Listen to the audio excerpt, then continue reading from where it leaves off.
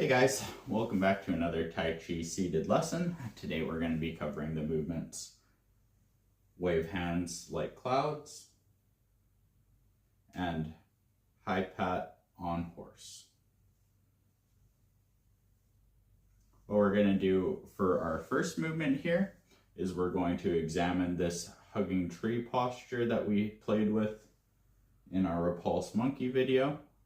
And instead, we're just going to stack one hand on top of the other. It doesn't matter which one you do because we're going to do the other one afterwards. So for me, I've got my left hand on top here, and the top hand is going to be the one that chooses the direction we move in. We're going to hold this posture like we're hugging a column, and the spine is going to turn, and that is going to create our movement. So once we've created this structure, it doesn't really move from this position for now. So we're going to turn to the side. If you can't get all the way to the side, 45 is more than enough. We just want to feel that gentle flexation on the spine as we turn our heart away from where we're sitting here. So we've got our hips forward facing. We just want a gentle turn outwards.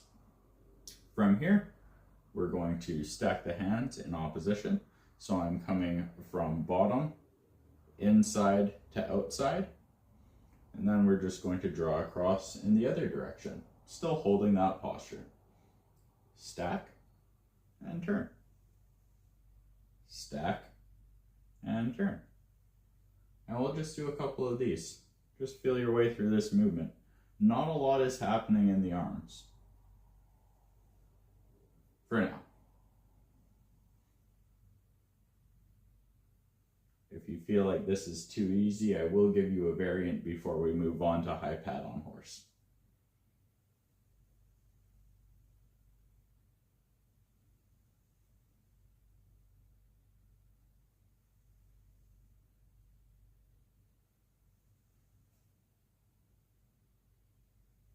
Nice round shape through the fingers, through the wrist, through the elbow, shoulder, and the chest is slightly rounded. So when we're holding, we're not just holding with a round shape in our arms, but we're actually trying to wrap our body around this shape.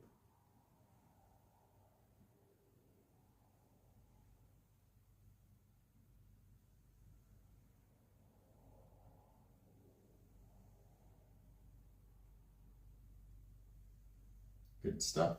So what we're going to do to make this a little bit harder is I'm just going to add one more part to it as we turn here. If you feel like this is enough, please just practice this for now. But as we turn, I'm just going to open my top hand out. So I'm going to go to a position where my pinky is along this line now, and I'm going to gently move past my column. So I open and I lose my ball shape for a second and then retain it.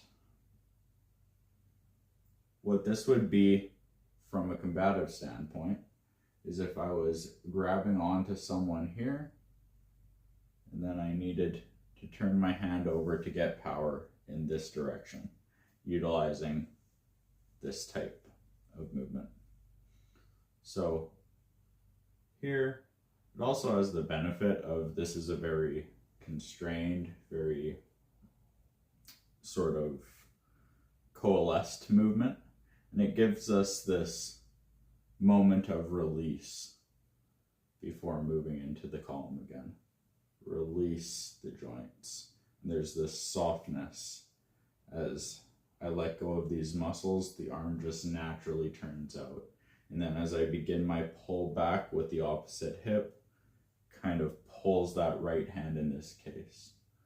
And I'm on my left hip, changing hands, and then as I pull with my right hip and turn my spine, it brings me back into that shape. So there's something you can kind of play with if you want to make this a little bit more intermediate to advanced.